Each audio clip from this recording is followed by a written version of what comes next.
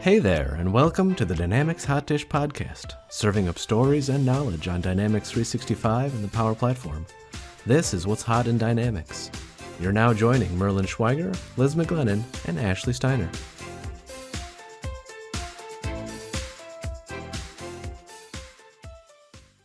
All right, so I have to show you guys my new Postit Notes. I know we talked about Postit Notes like on one of our last podcasts about like productivity and stuff, and you guys were making fun of me because I use Post-its, but these new Postit Notes, they like are sticky on the entire back. So like you can't like take it off. So like it's actually sticky because like the one thing I always complain about Postit Notes is that like the little strip at the top like loses its adhesiveness. But like this one, it's like sticky all the way down. And so like there's more adhesiveness. And if you're like just listening to this and not watching, like you can't flip it like you can like other Post-its, like a deck of cards. Like it's just sticky the whole way down. So if you stick them together, is it hard to unstick them? I've never tried to waste Post-it notes by sticking them together and then unpulling them. My Post-it notes are very special to me. But like, but what's awesome is that like I have them on my laptop and they fit just like right underneath the keyboard now because like, and they don't like hang up because that was always I hated it because when I'd go to type, like it would flip up and get in the way, but now it just stays flat. So have you given up on using OneNote then, since you're still using Post-its?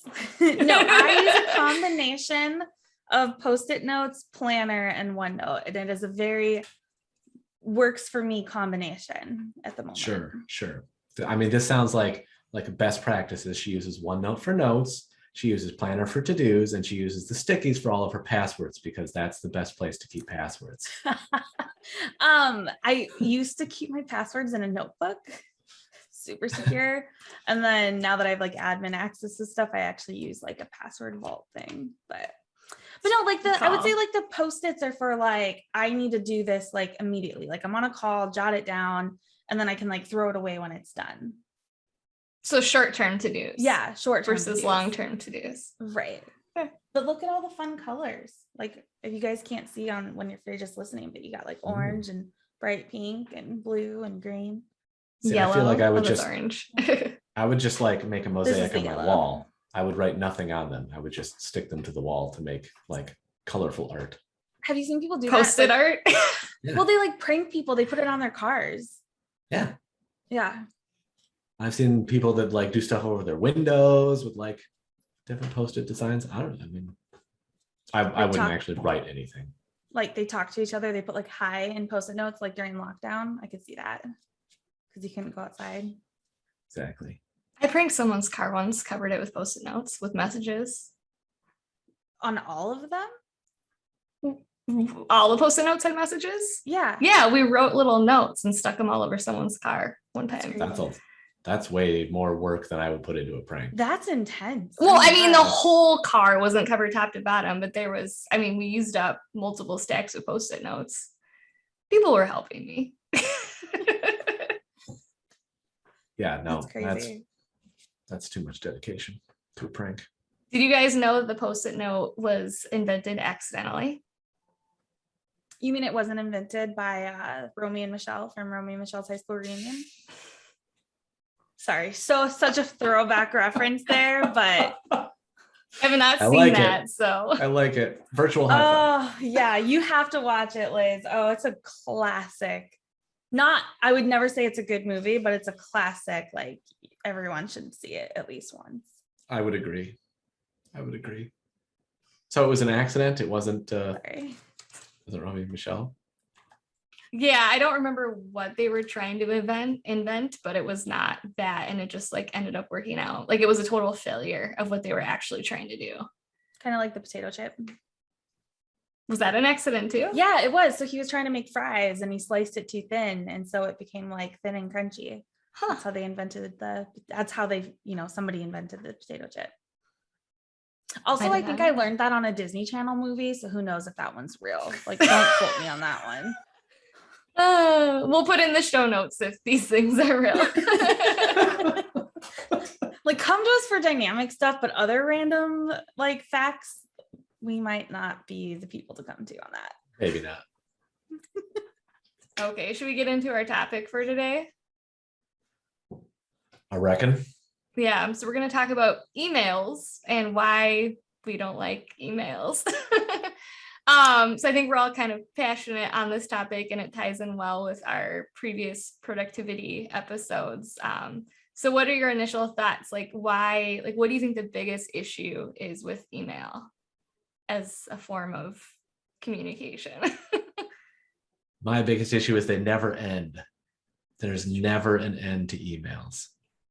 And I feel like that makes it really difficult to deal with. It's like this constant stream of communication, and you can either try to keep up with it and never get anything else done, or you can give up on it for a while, get other stuff done, and then you come back to thousands of emails. Like, how many of us have gone on vacation and then come back a week later and been like, well, I have 350 unread items in my inbox, and now it's going to take me 3 full days to like churn through that. You think vacation's bad? I've talked to friends that have come back from maternity leave. Ooh. And they were like, I can't. They're like, I don't know what to do. And we're like, delete them all. Like, delete all of them. Your out of office was on. If it's important, they'll re-email you. Like, you cannot read 10,000 emails or whatever. Like, it's just impossible. Well, and I think that the stress comes in that, Marlon, like you said, like you take a week off for vacation and you know you're going to come back to all those emails. Like, I get into a bad habit of like checking them at night while I'm on vacation. So like I can keep my inbox down, which is also like the bad part of email, because then you feel compelled to like, I don't want to spend 3 days, catching up when I get back. So I'm going to just empty them and only keep the important ones, every day. So why do you feel like we get so many emails? Like, why is that the go-to? Like, they're not all necessary? No, they're not. I actually read an article about this not that long ago. I think so Marlon actually after kind of prepared for this topic. I kind of did. Thank you, Ashley. Wow. So it's not like I actively prepared for this. It was more like I read the article and then I saw this as a topic and I was like, yeah, no, we need to talk about this. So the article that I read was talking about how email has become sort of the de facto form of communication because it's easy and it doesn't cost you anything to send it. And so you can just blast it out to anybody that you want, like, oh, here, I have this question, or I want to tell you this thing, or I want to try to sell you this thing. And I can send it to one person, I can send it to 1,000 people. And it's like functionally no different for me to just like spew stuff out into the ether. It doesn't cost the sender anything, but it costs the recipient time and energy. Right. Yeah. Right. So you're kind of like moving it from like, hey, I need something or want something and it's my problem, to like putting that effort on the recipient. And then I feel like it's that one of the other. Go ahead, Marilyn. Sorry, you weren't done. I wasn't done. It's fine. I was going to say, I think it also, like, it benefits from that sort of psychological carry forward of getting actual mail, where like, if you get actual mail, like that comes from the mailman, you're like, I have an actual letter. You're going to open it. Like everything that I get in my mail, I'm like, oh, I'll at least see what's inside. Oh, it's another credit card solicitation. Fine. I'll throw this away. You open your junk mail? Like your physical snail mail? Mostly so that I can find the things that I need to shred as opposed to just throwing in the recycling. But, yeah, I hate snail mail too, because 99% of it is just crap. But I feel like you get this psychological like, oh, I got something from someone, I should look at it. And I feel like email sort of tends to give you that same psychological like carry forward of like, I got a thing, I should look at the thing. And then it's like so much work if you are like subscribed to a mailing list to unsubscribe from the mailing list. And then sometimes you unsubscribe and it like doesn't work or doesn't take effect for 6 weeks. Like I tried to unsubscribe to the Wayfair emails and I swear to God, 2 months later, I was still getting their emails. I unsubscribed 3 times. Finally, they stopped. But it's like, it's so much work to try to get rid of the email that then you end up in this like, well, it's fine. I'll just delete it or I'll set up a rule or whatever to try to manage it. But it's just like a flood. I don't know. It's terrible. The other part of why I think it's popular is because everyone knows how to email.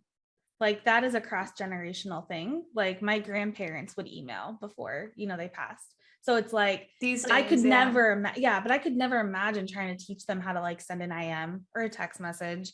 You know what I mean? So even though that there are other options for communication, they would send emails, and quite often. So I think that it's one of those things where it's been around for such a long time that I would say generationally, people know how to do it. Yeah, that's true too. Yeah, that's valid. How do you guys feel about emails with a bunch of people on them, like in the workplace, like where people CC, 10, 15, 20 different people, and it's supposed to be like a group email conversation? Reply all. Everybody loves a good reply all storm. Oh, the worst is when they accidentally include the wrong distribution list and it goes to like everybody in the company, because that actually happened quite recently, where we had somebody accidentally add like a distribution list of all of our Dynamics users when it really just needed to go to 2 people. Wow. And everyone kept responding like, I don't need to be on this. I don't need, like, how do I unsubscribe? And I'm like, oh my God, stop responding. That's how, like, if you don't respond, nobody else will respond. I've heard of offices, there's like a swear jar, like a reply all jar, where if anyone replies all, you have to put $1 in or whatever. I love that idea. Yeah, reply alls are annoying. I like that idea too. That'd be pretty excellent. Try to encourage people that if there's like multiple people on the email, let's just move it into a team. Yes. That's one of the things that I encourage, is at least now, if you do have teams or whatever kind of IM feature that you have, like in your company. I know other people use like Slack or Google Chats, things like that. But yeah, like if you're going to do a email with like 15 people on it, a message board, I think, is a much easier way. And the best thing about message boards is that you can end a conversation just by liking their comment.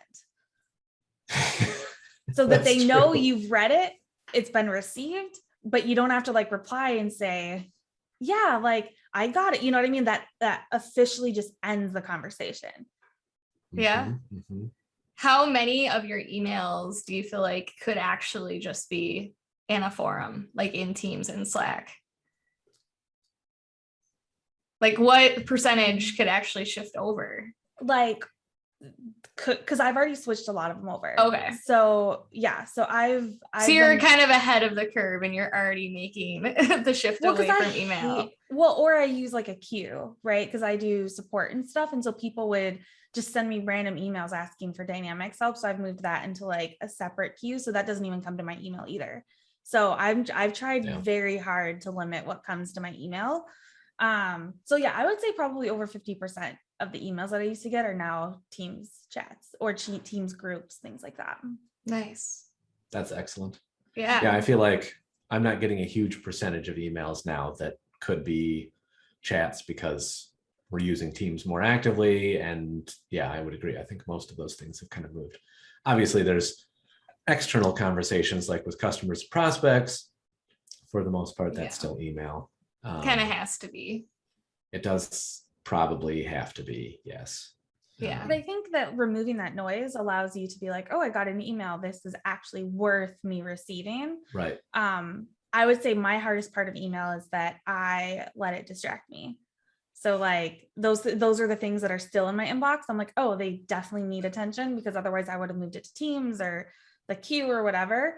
And so it's like, oh, somebody emailed me, I need to look at it right away, instead of just being like, and I know we talked about this before, like checking your email once an hour or twice a day, like depending on, what your capacity is or like what kind of role you have.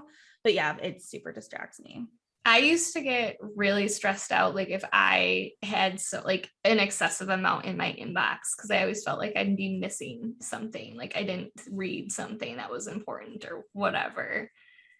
And then like I'd always spend all this time cleaning them up. And then you get down to like where there's no scroll bar and it feels great. And that lasts like 30 seconds.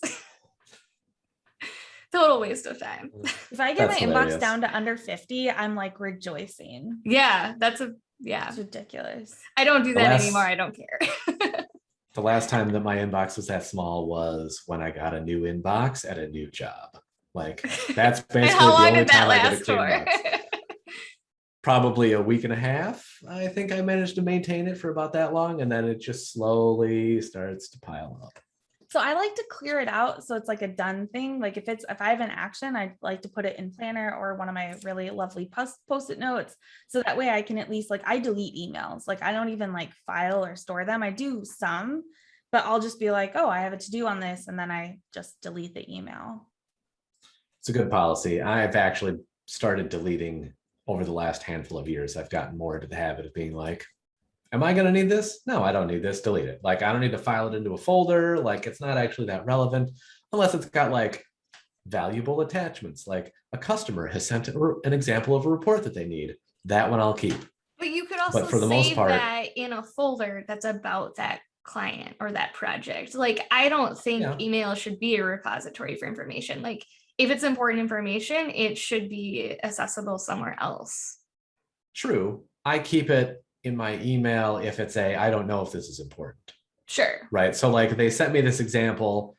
I don't actually know if I'm going to need it beyond what I've already used it for. But if somebody asks me for it in 3 weeks, I'll have it over here. But for the most part, like, okay, this is just like conversations going back and forth. Delete, delete, delete, delete, delete. There's nothing for me to do here. There's no response required. Just delete them. Then that should be in Teams, or is it with an external person? As like with external. Okay. Generally. Or other people who don't like to use Teams. Why do people like email better than Teams? Do you think it's just like a habit, like what they're comfortable with? I do think it's a comfort level for sure. Yeah, I think so. Well, think about how many like Dynamics implementations where a group of people, salespeople, support people, whatever, are like, well, when this happens, I want to get an email that tells me that, like, when I get a lead assigned to me, I want an email telling me I got a lead assigned to me. And you're like, I just say no. You don't. Oh, okay. We are currently building an email notification for the project I'm on. And so there's a due date on a business process flow stage, and they manually set the due date. And when that due date has passed, the system's going to send them an email to remind them 3 days after. And that'll work for about a week and a half until everybody getting those emails sets up a rule that sends them straight to the trash. Yep. Yeah, I'm not a fan of email notifications for things. Whenever people ask for email notifications, I'm like, you don't want them. Trust. Like, I'm not even going to like entertain you. Like, my answer is no, which is why I'm excited Dynamics is coming out with that notification feature. Oh yeah. That'll be, it's kind of like what they've always wanted in an email, but this will actually be helpful, I think, because it pops up right in Dynamics. But yeah, the email. Yeah, because everyone has email fatigue. So like, why would you give them another email? Well, because as we pointed out in our productivity podcast, the first thing that you do in the day is you open up your email, right?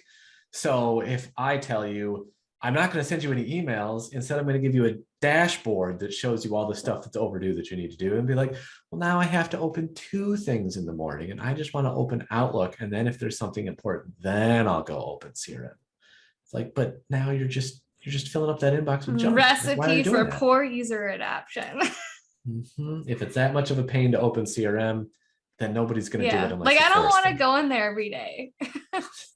Right. That's your first problem. Well, I think that speaks to your point, Merlin, when you said like using Dynamics right in Teams, because I open up Teams first, Outlook and Teams, and I just check any like missed messages and things like that. So I could see that would be a good way to overcome that, like, oh gosh, I don't want to pull up a browser, log in. Oh, I can just click on my tab and Teams. Yeah, I could see the benefit to that. Yep, Teams is the answer. Sometimes maybe Teams can save us from email. Perfect. Well, I just wonder if like we're gonna come to a place in the world where like email is not used anymore. Oh, like, please. That would be a miracle. It would, but like I even think about like my personal email. Like I probably check it once every 2 weeks, and I have thousands of messages in there that I just like bulk delete. Like, it's all like of the phone spam calls. It's like when it gets so full of garbage, like telemarketers, like you just stop using it because there's hardly any important communication in there. And then you miss the actual important communication. The like 1% of it. Right. Yeah. Less than 1%. Yeah. Right. No, it's true. It's like I recently had to I got some referrals for some like medical specialties, and I was like, okay, they're going to call me this is kind of terrible because now I have to answer phone calls from numbers that I don't know what they are. And of course, at least 50 to 80% of them are like, we are giving you a final notification that your car's warranty may be about to expire. Like, I really? You think? love the warranty calls. Those are amazing. Total know. sarcasm. But that's why, so a lot of like cell phone providers now like tell you when it's a telemarketer, because I have AT&T and like it just says telemarketer. So Yeah. It's not perfect though. it's not, but I mean, it's not. like any technology, right? It's not, It's an it's improvement. better. Right. Yeah. Well, and like a lot of email providers like sort out the junk too, or the spam now. And again, it's not perfect, but it helps. I was going to say, I still get plenty of spam through the spam filter. And then the spam filter also does a great job of catching stuff that I actually need from like So it's people like I have actively emailed. then just go to your spam for like the things that you do need to respond to. But it still catches some of the bad stuff. Not very much. Nothing's perfect. Yeah. Nothing's perfect. Okay, so how about like tone and style of communication in email? Like I feel like we all have to have stories of where like something's just completely misinterpreted because it's an email and not a conversation. Yeah, so I want to jump in on this one first before you, Merlin, because I have two different, I would say, I don't want to call them issues, but two different like perspectives on this. One, as a woman, I put just in all my emails because I don't want to bother people. And I never noticed it. I finally had a boss come to me and say, hey, you're putting just in all your emails. Like, why are you doing that? And so we worked through the education of like, women tend to put just in their emails, like, hey, I was just checking in or just wanted to follow up, because we don't want to be like, we don't want to interrupt people, and we're like trying to be polite and stuff. So that is the one. I now have 6 employees and they are all women, and that is something that I am all working with them on, because I'm like, don't use like interrupt people. If you need something, go get it. I do that by default too, and I always reread something before I send it, and I have to like delete them out still. Yep. Like they're in there with my first pass through. Mm-hmm, and I'm like, no. Yep. Yeah. I reread every email just to make sure anyways. So then my second one is that I have a very direct tone. Like, you guys are my friends. I've known you for years. I'm just very blunt, honest. I lay things out there. I don't kind of sugarcoat things. I don't talk around it. And so that comes off horrible in email, because in an email, I'll just be like, oh, well, you did this and that's what the problem is. Or like, you need to do this, but I don't like make it sound not forceful. And so I know like I've gotten into like I've upset coworkers, I know, in the past, because like I just type it like how I talk, and I don't mean it like that, but that's just like, but they're reading it and they're like, oh my gosh, this woman is really mean. Do you feel like the direct tone would be less offensive if it was coming from a male? I don't know. See, that's probably there's probably a good study. Like if they saw a man's name at the bottom of the email, would they still read it that way? Who knows? I don't have any like data to back that up. But yeah, so I've definitely I've made some coworkers cry because they thought I was being mean to them. And I felt bad because I was like, just get to know me. I'm just direct all the time. Like, that's just how I talk. So I've had to like work on my style of communication to make it like, gotta throw in more please and thank yous and smiley faces. And oh, absolutely. I use lots of smiley faces now just to be like, I'm not saying this to be mean. Look, I'm smiling. Yeah. Do you guys remember the day when like emojis were unprofessional in the workplace? Like, I remember that, and it's just like, no, you need them. I think Skype changed all that with like the dancing man who like does the moonwalk. It's probably true. I've run into similar problems. I know this is not statistically relevant sample size, but I've run into similar tone problems where I have had to make a concerted effort over time to soften the tone in my emails sometimes, because I can also be direct. I also use lots of sarcasm, and sarcasm really does not translate well in email at all. So I have been talked to about some of my email tones in the past, making people think that I was a real a-hole, which maybe in fairness I was, but Well, apparently we all are here because I've had the same feedback that my emails are too direct. But I think that it's a personality thing. So first of all, I think that we're all similar because we're friends, right? Like I think that you are the people you surround yourself with. So I think that like speaks to itself, right? And so, but I also think that like I don't like to beat around the bush. I don't like my time is valuable. And if I have to like spend 7 more minutes trying to make this sound nice to somebody as they're reading it, like that's a waste of my time. I would rather just get in there. It's like when you join a meeting and you have chit chat. I don't care. Like, let's just get to the like point of this meeting so we can all get out of here early and go back to work. Like, I'm not about I like chit chat, but I don't want to spend extra time fluffing up an email because like what value is there in that? Chit chat, you're like getting to go know someone. Well, so yes, I think I agree with you guys. We've all. Yeah, tone is important. I will also. Okay. Oh, no, go ahead, Marlon. No, you. I will say the biggest detriment of like our current society, like the thing that we have not come up with is a font for sarcasm. Like we've got bold, we've got italics, we've got underline, but like, why have we not come up with like a font style that you can type something in so people know you're being sarcastic when you say it? There was a push for a while to create a sarc mark. Like, I feel like every so often the internet tries to be like, no, we're going to make this mean sarcasm, but it never like really catches on broadly. So yeah, Interesting. I don't know. But just I will don't say use like sarcasm that's in email.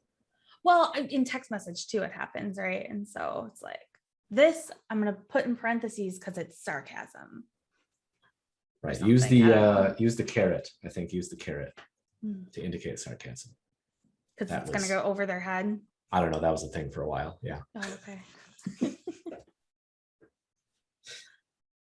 Yeah.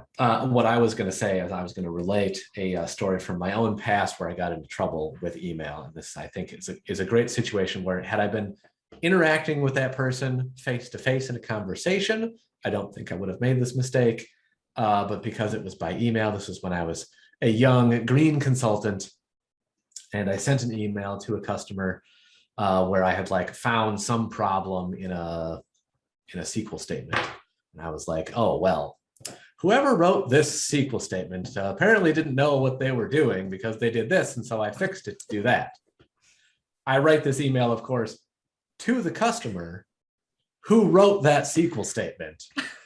And so then he naturally calls my boss and was like, you need to tell that young punk that works for you to watch himself. Holy cow, Marilyn. That was my bad. I probably should not have directly insulted this person's code in an email to him. But that was a great learning experience. Another good learning experience that I've come across over the years is if I get an email that gets me very upset, I will not respond to it right away. I will walk away from it and I will come back no less than 30 minutes later to consider how or if I wish to respond, because sometimes I've made that mistake too. I agree. Like, or writing it and just deleting it and not sending that version. Or I think sometimes if emails are getting heated, like going to an in-person or like a phone call can really help, like kind of calm the situation down. Because I just don't think all the misunderstanding or the interpretations there if you're just talking to someone. Yeah, I do the calling a lot of like salespeople because like you can get, salespeople get real passionate. Anybody does, right? But you can get lost in an email and they'll just keep firing back. Yeah, it just kind of like builds on itself. And I'm just responding like, hey, like not thinking anything of it. And then we get like 15 emails deep and my boss is like, oh gosh, like now they're copying, like they've copied my boss in and stuff like that. And so I'll just call them and be like, hey, clearly we have a miscommunication. What's going on? Yeah, like, the CC the boss. That's a classic. It is a classic. Yeah. Wait, I love the boss CC. When somebody CCs my boss on an email to me, historically when I had a boss, I always thought that was hilarious. I'd be like, all right, it's on. Let's go. Like, I don't care. I took it as a challenge. Like, all right, let's see whose boss says something first. But yeah, I'll but now, you know what's funny is like I don't when I feel like I'm getting to the point of like an email where I think that like they're gonna say something to my boss, now I just forward it to him. It's like, hey, FYI, you're probably gonna get a call about this. Or something, you know what I mean? So that way he's not like just copied on a random email. I don't want to like make it sound like I get in trouble all the time with like sending horrible emails, but you know, like if you tell a salesperson no on something, they're probably not going to be happy about it. So yeah, I guess I use email to that advantage of like, hey, just forewarning you, I pissed somebody off. They might call you or they might copy you on the next email. Right. Here's the full context. Yeah, I feel like it can be very easy to get agitated over email. And then, yeah, when you get into that, like reply, it's just like stack. It's like, whoa. Let's just maybe talk to each other, sort this out in about 3 minutes instead of spending the rest of the afternoon, like firing snippy emails back and forth. Well, It's easy to get lost in that. And it doesn't even have to be like snippy. Like I've seen like productive or like nice emails, but it's still like, this should have been a conversation. Like it didn't need to, like, it's just too complex of a topic, or there's too many people on the thread to really come to a decision or like figure this out through email. Like it needed to be a meeting. Yeah. Yeah, but I will say there also are a lot of meetings that could have just been an email. And I've been doing that practice of like looking through all my, like on Monday, I looked through all my meetings for that week and I'm like, can I solve this problem by just sending an email, like summarizing what I was going to bring up? And I've actually done it. And I've had a lot of people be like, oh, thank you for saving me from a meeting, because like I've absorbed your email and we're good. Wow. Nice. You know, so I think that we also have to use like email to its advantage versus like forcing people to jump on a Teams call for 5 minutes when you could have just summarized it all in an email. So I think there are benefits to it, but it's definitely, it's a practice thing. It's not like something you just know. That's a good point. Yeah. Like deciding to like figuring out what the best tool is for the situation. Mm-hmm. Yes. Email's not entirely useless. Sometimes it has value. It just gets abused a lot. We didn't even talk about like marketing automation and how they know what you're going to buy before you buy it. That didn't even come up. Oh, that's true. Like Target knows you're pregnant before anybody else does because of what you're browsing on their site. And then you start getting baby emails. They've fixed that though. They don't. But they generalize the data now. No, I know that has happened. Oh, yeah. They still know, Liz. They just don't send you the coupons anymore. Right. They got in a lot of trouble for that. Yeah. I think because a teenager, didn't it happen to a teenager? Yeah, she was like in high school or whatever, and like she knew, but her parents didn't know, and so they got mad. Like, why are you sending my 6-year-old daughter pregnant like baby coupons? And they knew because she obviously had probably been Googling it or whatever. Yeah. So again, like I think that's also, I don't know, a part of email that we didn't even discuss, but next time. Email is tracking you all over the internet. It's watching you. Yeah, but now that I mentioned Target, I'm probably going to get a bunch of Target ads on my phone. So most likely. They're just always watching. Always listening. Any final thoughts? My final thought is generally email is terrible. Send me a chat. Unless it's, long form, 5-paragraph essay, in which case I think email is the appropriate medium. I'm not going to read it. I'll respond with TLDR. I think that's no, but Merlin, you bring up a good point, right? It's like knowing how your audience is going to receive the information is the way you should send it.